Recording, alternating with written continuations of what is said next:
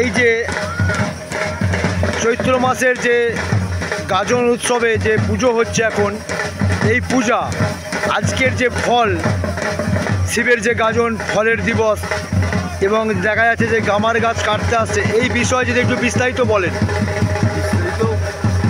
বলতে খুব প্রাচীন দেবতা আমাদের যে গঙ্গাধর শিব, এর কপুরুষের আমরা কেউ জানি না। হিসেব মতো আমাদের 23 তারিখ থেকে সন্ন্যাসী, মানে মূল সন্ন্যাসী, মানে 23 বলতে চৈত্র মাসের 23 তারিখ, চৈত্র মাসের 23 তারিখ থেকে সন্ন্যাসী গাজন শুরু হয়েছে। এবারে যথারীতি মনুই ভোগ যেটা ঠাকুরের হয় সেটাও হয়েছে। এবং তাই শুধু নয়, এই গ্রামের আমাদের দুটো ওয়ার্ডের বহু মানুষজন এই পোশাক, মানে দুটো ওয়ার্ড বলতে আরামবাগ পৌরসভার 18 নম্বর 12 নম্বর 18 নম্বর 12 নম্বর ওয়ার্ডের অনেক মানুষ, অনেক ভক্ত এই পোশাক পেয়েছে।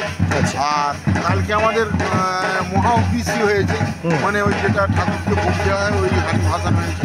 আজকে হচ্ছে গামার গাছ কাটা। হ্যাঁ, এই যে গামার কাজ, এই যে গামার গাছ কাটা, এই বিষয়টা যদি একটু বিস্তারিত বলেন। গামার গাছ কাটা বলতে এই যে আজকে এই গামার, মানে ব্রাহ্মণিক মতে বা ঐতিহাসিক যে মতে বলতে গামার গাছের একটা বৈশিষ্ট্য আছে। হ্যাঁ, এই বৈশিষ্ট্যটা যদি একটু বলেন। বৈশিষ্ট্যটা হচ্ছে বাবার যে ঝাঁপ ধরা হবে, হ্যাঁ, সেই ঝাঁপের যে কাঠি, মানে ওতে যে লোহার ওই শলাকাগুলো দেওয়া থাকবে, যার উপরে সন্ন্যাসীরা ঝাঁপ দেবে, অথচ সন্ন্যাসীদের কিছু হবে না। বাবার এই যে কৃপা, এই গামার ডাল কেটে নিয়ে গিয়ে যতজন সন্ন্যাসী আছে প্রতি সন্ন্যাসী পেয়েছে দুটো করে ঝাঁপকাঠি তৈরি হবে। মানে ওই যে শলাকাঠি যেটাকে বলা হয়, যেটাকে শলাকা দেওয়া থাকবে, লোহার শলাকা দেওয়া থাকবে। হ্যাঁ, ওইটা ওই যে ঝাঁপে যে বিভিন্ন রকম ফল থাকবে তার সাথে দেওয়া থাকবে।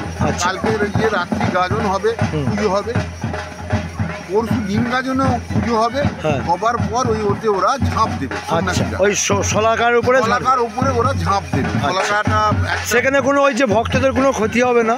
কোনো আজ পর্যন্ত, আজ দীর্ঘদিন গাজন হচ্ছে, কমপক্ষে আমারই যা বয়স হলো, আমি 50 বছর দেখি, আজ পর্যন্ত বাবা গঙ্গাধরের কৃপায় আজ পর্যন্ত কোনো সন্ন্যাসী যে বেঁধে গেছে বা কোথাও একটু ছিটে গেছে বা কোথাও একটু রক্ত বেরিয়েছে, কোনো এইটাই মহিমা, এইটাই বাবার মহিমা, এইটাই বাবা গঙ্গাধরের মহিমা।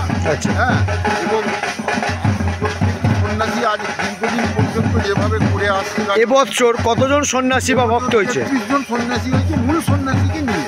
এই যে মূল সন্ন্যাসী, আপনাদের যে মূল সন্ন্যাসী, এই মূল সন্ন্যাসী কে আপনাদের? আমাদের মূল সন্ন্যাসী হয় সুনীল রায়, যিনি ব্রাহ্মণ পুজো করেন। হ্যাঁ, উনি মূল সন্ন্যাসী। উনি কি প্রত্যেক বছরই? উনি দীর্ঘদিন, মানে যখন থেকে গাজন শুরু হয়েছে তখন থেকে, হ্যাঁ, উনি মূল সন্ন্যাসী হয়ে আসছেন।